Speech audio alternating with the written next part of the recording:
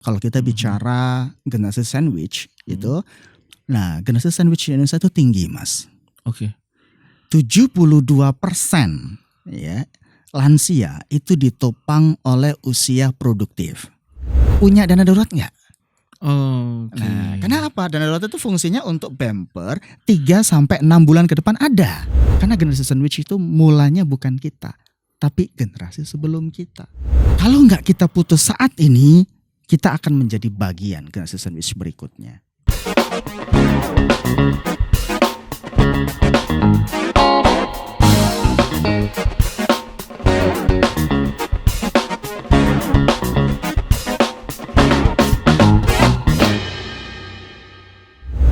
Halo Sobat Bisnis, kita berjumpa lagi di podcast Bisnis Indonesia bersama saya Gandang Adrian. Dan di episode kali ini kita akan berbincang mengenai THR nih Sobat Bisnis. Tapi bukan hanya soal THR-nya, tapi juga kita akan membahas tentang bagaimana mengelola THR, terutama untuk Sobat Bisnis yang ada atau bagian dari generasi sandwich. Nah, tentu saya juga tidak akan sendiri membahasnya. Saya sudah bersama dengan Mas Gembong Suito. Beliau adalah CEO dari Juara Rencana Keuangan. Halo Mas Gembong, apa kabar Mas? Halo, selamat siang Mas Ganang. Mas, boleh sebelum kita mulai ke obrolan kita ya Mas ya? Yes. Boleh diceritain sedikit nih Mas, Juara Rencana Keuangan itu sebenarnya apa sih Mas? Oke, Juara Rencana Keuangan itu jadi kita pengen membuat satu perusahaan financial planner independent untuk membantu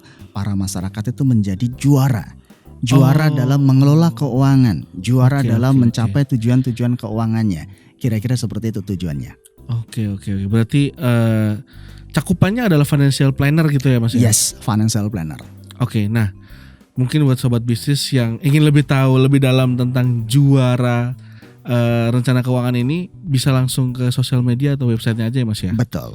Nah, kita langsung masuk ke obrolan tentang THR nih Mas. Mungkin di mendekati bulan Ramadan ini Sobat Bisnis juga sudah ada yang menerima THR ya, sudah bersiap-siap juga untuk menyambut hari raya. Nah, tapi kita masuk ke fenomenanya Mas, ketika sudah mendekati hari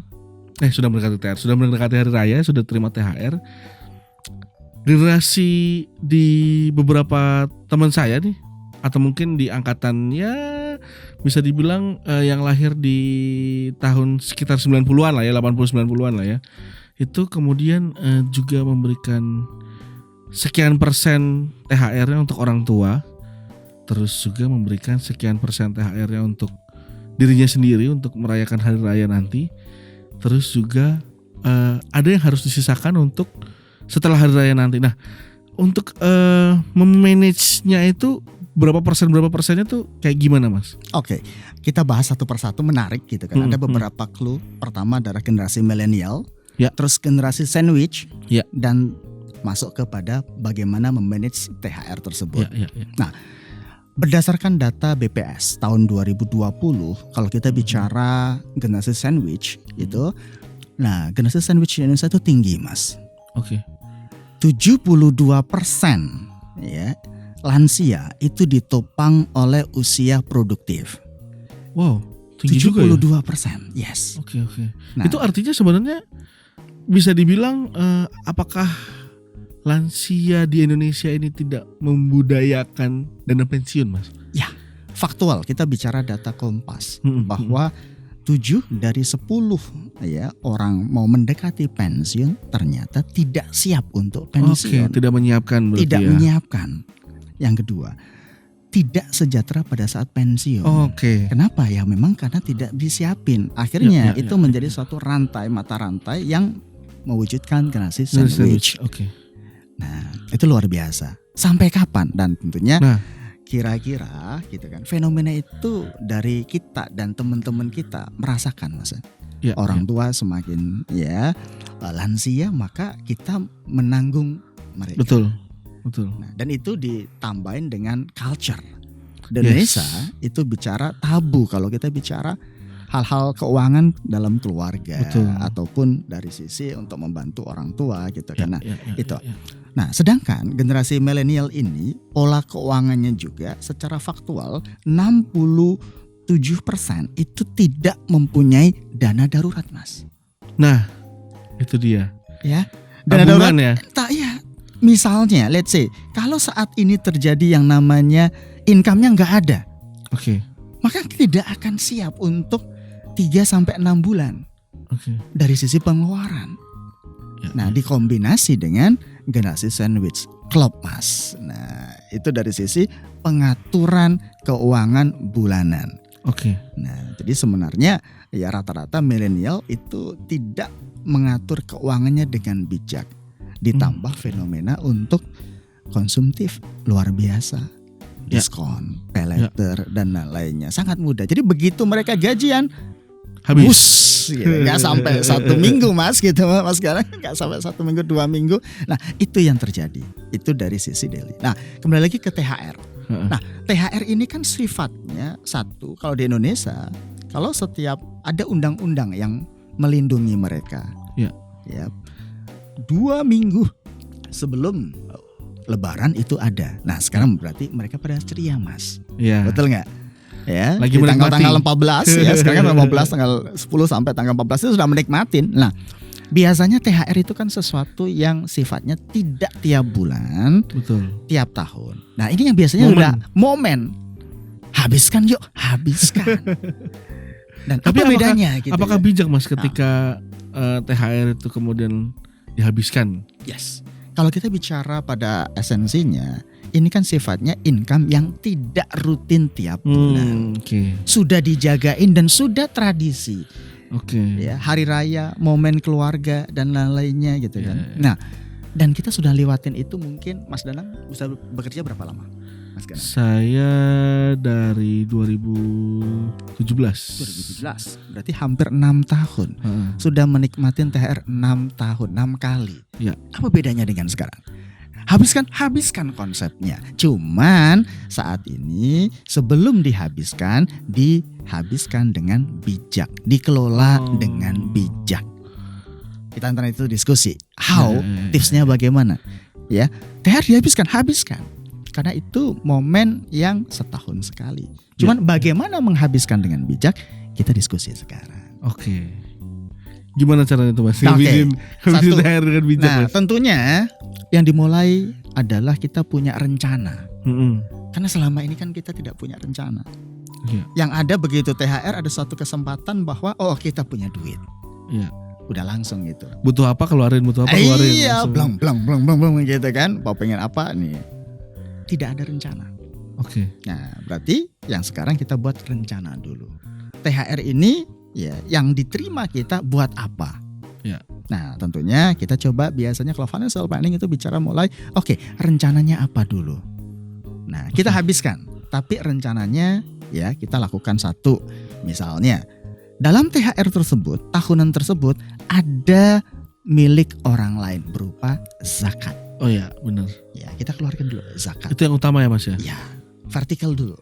Ya, income kita ya zakat, ada fitri, ada mal gitu kan. Nah, mal ini tergantung hisapnya. Kalau dia 85%, 85 gram itu sudah masuk kriteria, berarti 2,5. Itu secara 10% biasanya saya ini kan untuk zakat ya. Langsung ya? Langsung 10%. Oke. Nah, setelah itu kita bicara punya dana darurat enggak? Nah, kenapa? Dana darurat itu fungsinya untuk bumper 3-6 bulan ke depan ada. Kalau kita milenial belum pernah menyiapin itu, justru harus disiapkan. Harus disiapin karena itu kan ibaratnya ini tambahan, ini rezeki lebih kita. Kalau belum siap, misalnya contoh, dari mana dana darurat itu biasanya dari pengeluaran. Kalau kita pengeluaran let's say misalnya 5 juta, maka 3 bulan ada nggak? Nah, kalau belum ada, justru pada saat momen 1 kali gaji ini gitu kan, misalnya gaji 10 juta, wah, untuk memperkuat dana darurat. Untuk apa? 6 bulan sampai 3 bulan ke depan kita siap. Itu masa sekarang. Nah, baru sudah terkait dengan dana darurat sudah ada. Selanjutnya apa? Ada hutang yang bisa dipercepat. Ya, kenapa? Karena hutang itu kan bunganya yang tinggi. Sisanya apa? Maksimum biasanya 20%. Sisanya 50% habiskan. Langsung itu. Iya. Habiskan buat apa? Buat momen lebaran, momen mudik, momen untuk keluarga. Nah, itu at least minimal.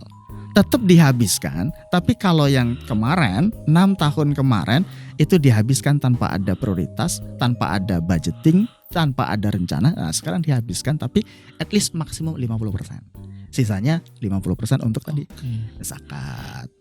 Ya, terus dana darurat, percepat hutang. Kira-kira seperti itu, Mas. Oke, nah ketika kita itu tadi kalau misalkan perhitungannya gitu ya Mas ya.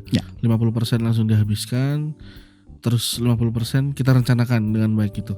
Nah, ketika kita bicara soal generasi sandwich Mas, otomatis kita kan harus menyiapkan juga untuk orang tua dan juga untuk keponakan-keponakan nanti dan lain sebagainya gitu. Apakah bagian dari 50% itu juga dipisahkan untuk orang tua juga atau gimana Mas perhitungannya? Itu secara keseluruhan. Jadi contoh kita gambarkan saya dapat THR 10 juta. Oke, 10 juta maka 50% untuk pos masa depan di mana zakat, ya, dana darurat, terus percepat hutang itu udah clear. Berarti yang saya habiskan berapa? 5 juta. Nah, 5 juta ini buat siapa? Nah, buat momen lebaran. Komponen lebaran apa? Mulai ya transportasi, ya biaya-biaya yang keluar pada saat THR itu, ya ke orang tua, keponakan ataupun ke self reward kita. Jadi maksimum 50%. Oke. Konsepnya di sana. Oke. Berarti dari 50% itu kita pos-pos lagi tuh Mas tuh untuk apa aja ke depannya. Nah, kalau kita bicara soal lebaran, itu identik dengan hal-hal yang baru ya Mas ya. Karena jadi kebiasaan budaya dan juga kebiasaan orang Indonesia. Apakah jadi satu hal yang bijak ketika kita gadget baru atau mungkin juga kendaraan baru gitu untuk apa ya, untuk self reward gitu juga, atau apakah itu bisa jadi nanti ketika setelah beberapa bulan setelah lebaran kan kita udah punya tabungan dari THR tadi tuh. Baiknya seperti apa sih Mas? Oke. Biasanya adalah kita lakukan yang namanya financial check up dulu. Ke klien kita supaya kita bisa memberikan ya solusi yang utuh dan berkelanjutan. Artinya financial check up itu dicek apakah ada track recordnya ya, apakah ada hutang ataukah ada apa-apa dan lain sebagainya. Semua. Jadi yang anggap kami dokter, dokter keuangan. Ada orang konsultasi tutup gitu kan. Konsultasi tentunya sebelum kita melakukan tindakan atau operasi tentunya kita mulai yang namanya medical check up. Di financial itu ada namanya financial check up. Tujuannya apa dulu, prioritasnya apa, berapa timelinenya, terus dilihat dari situ berapa dia punya aset, produktif tidak, cash flow-nya berapa, kredit cash flow tersebut apakah surplus atau tidak. Jadi itu tahapan-tahapan kami sebelum kami memberikan rekomendasi. Jadi dari situ misalnya Mas THR ini saya mau beli DP atau saya mau konsumsif dan lainnya. Nah kita gambarkan secara utuh. Kira-kira gitu. Supaya apa? Contoh mobil, apakah itu Arjun? Fungsinya apa? Kalau menggunakan ya DP berapa persen? Hutangnya berapa persen? Maksimum cicilannya berapa persen? Dan itu ngefeknya sampai berapa lama. Jadi setiap kita memberikan service ya solusi komprehensif, kami mulai dengan metode itu. Financial check up dulu. Ya setelah itu kita akan memberikan solusi terkait dengan financial planning-nya plus THR-nya. Jadi dari situ menyeluruh Mas. Nah Mas, tadi kan kita bicara soal THR ya. Karena kan THR itu momen ya setahun sekali. Tapi kan selain THR kita juga dapat gaji bulanan. Dan itu ibaratnya dalam satu bulan kita dapat keduanya, dapat gaji bulanan dapat THR Nah, kemudian bagaimana memanage-nya ketika itu? Maksudnya kita kan bulanan udah memanage, mungkin udah ada yang memanage ya gaji bulanan setiap bulan dapatnya sekian persen untuk apa, sekian persen untuk apa. Nah, ketika ada THR otomatis bisa untuk saving bertambahkah atau bagaimana nih masih untuk lebih bijaknya gitu ketika kita mendapatkan THR dan juga gaji di bulan yang sama? Satu, kalau kita bicara pengaturan keuangan bulanan biasanya kita ada rumus praktisnya 10, 20, 30, 40. 10% itu untuk pos sosial, zakat dan perpuluhan, 20% untuk pos masa depan. Nah, inilah porsi untuk investasi dan proteksi. 20% dari gaji. 30% pos untuk cicilan. Karena rasio cicilan debt service ratio maksimum 30%. Sisanya habisin. Itu lebih gampang untuk teoritisnya. Nah, tentunya masing-masing itu akan berbeda apakah dia single atau berkeluarga. Kalau berkeluarga biasanya antara 60-70% untuk kebutuhan keluarga dan hutang. Sisanya baru di manage. Artinya apa? Esensinya tetap digunakan untuk masa sekarang dan masa depan. Habiskan masa sekarang dan habiskan untuk masa depan. Kira-kira 10-20%. Itu di posisi bulanan. Nah, coba kalau kita bisa terapin itu secara konsisten, bahwa apa yang kita terima tiap bulan dan sudah di spare untuk pos investasi masa depan 10-20%, tenang Mas, sisanya habiskan. Nah, nanti begitu dia dapat THR, berarti kan bonus ini, tambahan. Yang awalnya misalnya let's say gaji kita 5 juta terus dapat lagi 5 juta, berarti kan ini buat apa tadi? Porsinya untuk pos zakat, terus langsung untuk pos masa depan, terus pos hutang, dan sisanya habiskan untuk THR dan hari raya dan lain-lainnya, maksimal 50%. Nah, 50% itu sudah dibagi-bagi untuk orang tua, untuk misalnya pembelian dan konsumtif dan lain-lainnya, self reward lah me time kalau anak sekarang gitu benar. Artinya ketika THR itu masuk, itu sebagai bonus tambahan untuk tabungan juga, untuk itu tadi zakat dan juga amal dan lain sebagainya, itu tambahan juga gitu ya. Karena polanya sudah terbentuk bahwa tiap bulan itu sudah bisa ngatur dan surplus. Surplus inilah untuk dana darurat, untuk investasi gitu. Jadi begitu dia dapat THR udah tenang. Tapi masalahnya Mas, jarang yang seperti itu. Jarang yang teratur ya. Iya, jarang yang positif cash flow-nya rata-rata manajemen APBN 0 gitu ya. Yang masuk dan yang keluar 0. Itu yang pertama. Yang kedua, yang paling sekarang fenomenal tinggi adalah minus Mas. Kalau minus terus itu berarti ada something wrong di dalam manajemen keuangannya. Jadi begitu dapat THR udah langsung itu bayar hutang. Iya, benar. Kira-kira seperti itu fenomenanya. Nah, kemudian Mas, kalau kita bicara masuk ke generasi sandwich yang lebih kompleks gitu ya Mas ya. Kita bisa nggak sih Mas ibaratnya memutus lingkaran setan dari generasi sandwich itu sendiri? Apakah dengan kita yang masih muda ini menyiapkan masa tua dengan menyiapkan dana pensiun, itu berarti sudah ambil bagian untuk memutus generasi sandwich di masa depan? Yes. Kalau nggak kita putus saat ini, kita akan menjadi bagian generasi sandwich berikutnya. Itu sudah clear. Dan kita akan membebani anak kita ya? Iya. Karena kita tidak persiapan. Nah, kenapa tidak persiapin? Karena generasi sandwich itu mulanya bukan kita, tapi generasi sebelum kita. Sandwich dari kata jepit antara yang atas dan yang bawah. Kenapa ini terjadi? Karena yang atas tidak mempersiapkan pensiunnya, kesehatannya dan lain-lainnya. Jadi bagaimana cara memutus generasi sandwich? Satu, kita persiapin lebih generasi atas kita untuk satu yang paling momen itu adalah minimal kita bantu mereka terkait proteksi kesehatan, critical illness. Karena ini yang menjadi bom waktu. Biaya kesehatan mahal nggak Mas? Ya. Mahal banget kan? Saya begitu mengakui. Nah itu dulu gitu kan. Kita kalau misalnya orang tua kita belum ada akses untuk proteksi kesehatan, minimal BPJS deh, BPJS dan asuransi umum itu kita bantu itu. Supaya apa? Begitu ada proteksi, ketika ada kejadian mereka sakit dan lainnya, kita sudah aman. Itu satu. Yang kedua, kita diskusikan dulu dengan orang tua kita. Harusnya memang tabu ini Mas, tapi memang kita komunikasikan supaya apa? Orang tua kita sebenarnya butuhnya apa? Apa yang kita bisa bantu? Apakah di bulanannya atau di apa-apa? Diskusi, kompromi. Nah, setelah itu ada, baru kita siapin. Generasi atas kita sudah, generasi kita juga jangan lupa. Ya. Kita juga menyiapkan anak-anak kita juga nanti. Kita siapin untuk dana pensiun kita supaya apa? Tidak membebani orang tua. Ya, anak-anak kita nanti gitu kan. Nah, dan terakhir tentunya generasi untuk anak-anak kita. Akses pendidikan itu kita berikan yang terbaik supaya apa? Punya kesempatan, punya peluang yang lebih baik daripada kita untuk memberikan akses kesempatan ini pendidikan. Kira-kira itu. Itu cara memutusnya. Kenapa? Karena secara faktual yang paling tinggi adalah biaya kesehatan orang tua.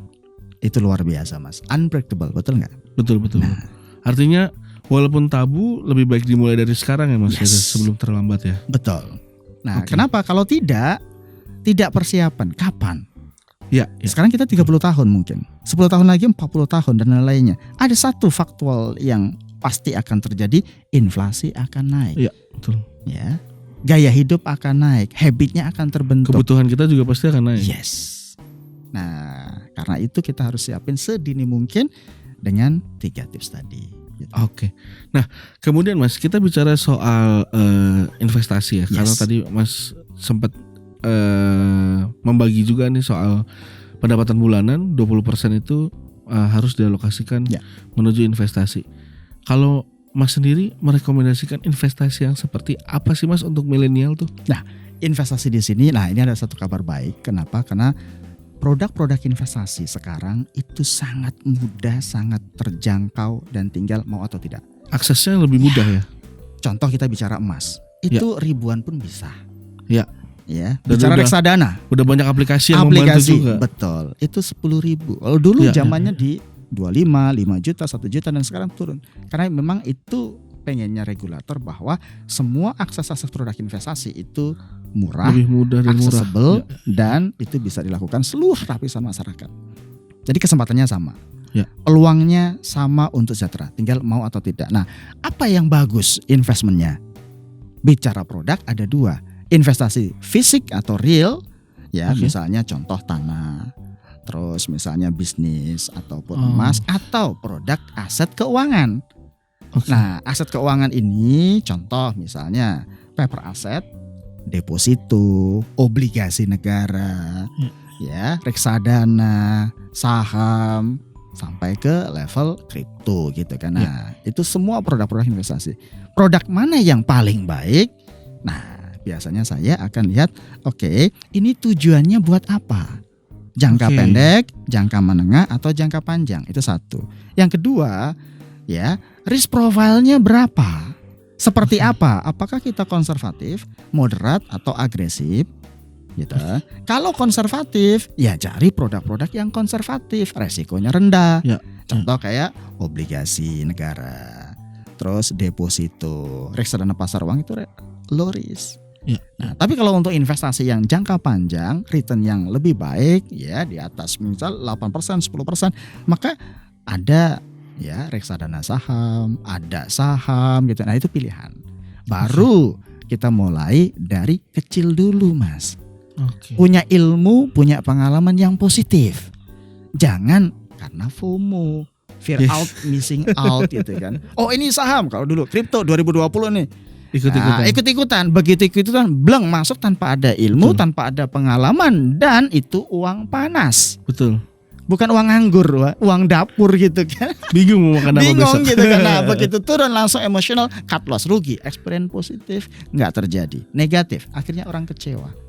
Padahal tadi, ibarat SD Mas, ada 6 produk ya, langsung lompat ke tangga ke-6. Betul. Jatuhnya sakit Mas. Jatuhnya sakit. Nah, itu kan kita mulai dari produk mana yang invest, resiko rendah, pelan-pelan ya Mas. Pelan-pelan. Nah, itu yang kadang belum dibangun Mas. Maunya langsung iya gitu. Maunya langsung cuan. Masuk cuan yang tinggi, returnnya tinggi, resikonya rendah dan instan. Ada nggak Mas? Sepemahaman saya easy money itu susah Mas. Kalau easy money hati-hati. Berarti apa? Ada something wrong di situ. Nah, berarti easy come, easy go. Betul. Kalau go-nya itu modal kita, ya siap-siap. Emosional kita siap nggak? Nah, kira-kira yang itu fenomena yang terjadi. Nah, kemudian kalau kita bicara investasi, apakah aset juga harus kita pikirkan Mas? Maksudnya ketika kita millennials nih, punya rumah, punya mobil, aset kendaraan, aset rumah kayak gitu-gitu. Apakah itu juga jadi prioritas, Mas? Nah, ini ada pergeseran value. Kalau dulu orang kaya itu ada aset fisiknya. Ya, contoh rumah, dia punya mobil dan lainnya. Nah, kalau sekarang milenial ya kaya itu relatif. Yang penting mejeng di media sosial. Di Hong Kong, di apa, karena merasa oke kekiniannya gitu kan. Bagus. Nah, terus yang kedua, lebih ke arah social investing atau social experience. Ya, kalau di milenial itu kita lihatnya bahwa dia punya ini kemana itu. Bagus gak? Relatif. Kalau dalam konteks kami perencanaan keuangan, pertanyaan cuma 2. Cash flow-nya positif atau tidak? Cash flow positif, ya. Terus yang kedua, diinvest kemana? Berarti ada ukuran kekayaan bersih tiap tahun harus nambah. Oke. Kalau kami patokannya itu. Artinya tetap harus invest juga ya, ketika walaupun beraktivitas dengan kemewahan kayak begitu, tetap harus ada sebagian untuk investasi untuk membuktikan kalau dia memikirkan masa depannya juga gitu. Kenapa? Karena dengan pendapatan kita naik gitu kan. Oke. Cash flow kita naik, kelar. Hitungannya jelas. Kekayaan bersih kita. Saat ini kita mungkin dari rumah dan lainnya itu 1 miliar. Tahun depan naik lagi. 1,1, 1,2. Itulah dikatakan menurut kami perencanaan keuangan, itulah ya kekayaan sesungguhnya gitu kan. Ditambah, jangan lupa kadang seringkali mengejar kekayaan yang sifatnya ya physically tanpa value. Nah, ini yang paling penting. Karena ngatur keuangan itu sebenarnya sederhana. Ya, bisa nabung lebih banyak atau lebih efisien. Tapi poin pentingnya adalah value-nya. Karena yang paling cepat untuk milenial itu adalah kenaikan value. Ya, kenaikan gaji mungkin 10%, 15%. Tapi kalau dia kenaikan value, dia bisa expert apa? Contoh di media sosial dan lainnya. Karirnya cepat naik. Itu yang kadang lupa. Yang kita perlu. Nah, itu perlu untuk invest ilmu, invest untuk leher ke atas. Itu prioritas kita kalau untuk generasi milenial. Artinya nggak cuman sekedar memuaskan memuaskan hasrat untuk beli barang-barang atau untuk jalan-jalan, tapi juga invest ilmu itu jadi salah satu hal yang harus diprioritaskan juga, Mas. Nah, kalau kita bicara tentang masuk ke invest ilmu juga nih, Mas, baiknya seperti apa sih, Mas? Apa yang harus dimulai dulu gitu? Biasanya kan dalam budget kan kita pos masa depan tadi maksimum 10% atau 20%. Di situ digunakan untuk produk yang sifatnya investment atau yang kedua untuk pengembangan diri. Nah, pengembangan diri misalnya ambil kursus, sertifikasi atau ya self development. Nah, itu ada budgetnya. Tiap bulan ada budgetnya berapa masing-masing orang. Kalau saya misalnya sosial ya saya selalu budgeting untuk invest di ilmu berupa sertifikasi dan lainnya itu minimum 5% sampai 10% dari lumayan income. juga, Mas. Ya, karena itu yang paling cepat gedenya, Mas. Kalau pasar modal itu mungkin 5%, 10% ataupun 20%. Itu udah mentok. Tapi kalau kita punya expert punya karya itu jauh lebih besar. Itu yang saya alamin dan saya yakinin dan saya yakini bahwa investasi ilmu itu self development itu luar biasa. Mungkin millennials yang lagi nonton ini juga gak kepikiran, Mas. Saya aja baru kepikiran. Iya bener ya, invest di bidang ilmu. Oke. Nah, kemudian tadi kita udah bicara soal investasi juga, Mas. Kita bicara tentang investasi yang jangka panjang nih, Mas. Untuk misalkan untuk milenial yang sekarang mungkin belum menikah, belum berkeluarga, tapi dia ingin punya investasi untuk nanti ketika udah punya anak dan lain sebagainya. Apakah pilihan-pilihan yang resiko kecil itu tadi bisa kita pakai untuk jangka panjang, Mas? Artinya kan ketika kita melihat resiko kecil, otomatis yang didapat juga sedikit-sedikit ya, Mas ya. Ini harus sesuai dengan tujuan. Kalau untuk resiko kecil, likuiditasnya tinggi, maka produk-produk yang contoh deposito, reksadana pasar uang, obligasi itu cocok. Apakah cocok buat jangka panjang? Tidak. Karena kalah dengan inflasi. Gitu kan. Untuk jangka panjang, betul. Nah, oleh karena itu untuk jangka panjang, maka kita akan pilihkan produk-produk yang disetting untuk jangka panjang. Contoh, reksadana saham, terus saham langsung gitu. Karena itu dalam compounding, misalnya average IHSG dalam 10 tahun, 15 tahun itu di kisaran 10%. Nah, itu cocoknya. Maka tinggal apakah langsung masuk di saham atau alternatifnya reksadana saham atau reksadana indeks. Sekarang pilihannya banyak sekali. Dan gampang juga. Dan gampang dan murah. Oke. Ya, karena dengan 100.000 bisa. Ya. Nah, ini yang harus dimulai ya sekarang, nominalnya kecil dan pengalaman positif dibentuk. Nanti semakin terus kita jalanin, semakin ilmunya kuat, pengalamannya positif, mungkin 100.000 sekarang. Tapi tahun lalu, tahun depan misalnya bisa 1 juta, 10 juta, 100 juta, itu compounding. Efek compounding, power of compounding. Oke, mungkin terakhir Mas sebelum kita tutup, apa pesan Mas untuk generasi millennials yang mungkin sekarang lagi berbahagia dengan THR-nya, terus juga mungkin apa yang harus dipikirkan terutama untuk masa depannya ya Mas, untuk memanage masa depannya, hal-hal apa sih yang jadi poin penting Mas? Ya, satu ya, punya tujuan. Oke. Tujuan hidupnya mau apa? Jangka pendeknya apa? Jangka menengahnya apa? Jangka panjangnya apa? Supaya apa? Kita punya goal dan fokus energi kita jelas. Ketika sudah punya tujuan, harus punya passionate. Oke. Ya, passionate-nya apa? Expertnya di bidang apa? Yuk investasi, terutama di investasi di sisi pengembangan diri atau ilmu. Be expert, jadi juara di bidangnya masing-masing. Karena itu yang mempercepat compounding dari ya keuangan ataupun karir. Okay. Nah, sekarang terkait dengan pengaturan keuangan. Saya dapat income. Oke, bulanannya yuk gimana budgeting yang menurut milenial itu punya rencana. Kalau di kami ada konsep 10, 20, 30, 40 dalam bulanan. Ternyata ada bonus, ada THR, ada insentif. Wow, itu berarti tambahan. Ya, harus bonus. Balance, harus balance antara tadi kalau kita bicara THR habiskan. Tapi sebelum habiskan sudah punya rencana ya 50% untuk pos masa depan, ya zakat, terus masa depan, investasi ataupun hutang. Sisanya habiskan buat merayakan momen lebaran tersebut dengan keluarga, ya, ponakan, orang tua gitu kan. Supaya apa? Supaya balance dari kehidupannya, life-nya. Itu yang kita bisa sampaikan. Oke, terima kasih banyak Mas Gembong untuk ngobrol-ngobrolnya. Terima kasih insight-nya. Semoga bermanfaat untuk sobat bisnis dan mungkin sobat bisnis yang tadi sudah menyimak ya dari awal. Ya, mendekati hari raya, jangan lupa untuk memanage THR dengan baik. Tadi juga Mas Gembong udah menjelaskan kalau boleh dihabiskan tapi setengahnya lagi harus lebih bijak lagi untuk di-manage supaya sobat bisnis punya tabungan masa depan juga. Terus juga untuk pendapatan bulannya juga jangan lupa di-manage.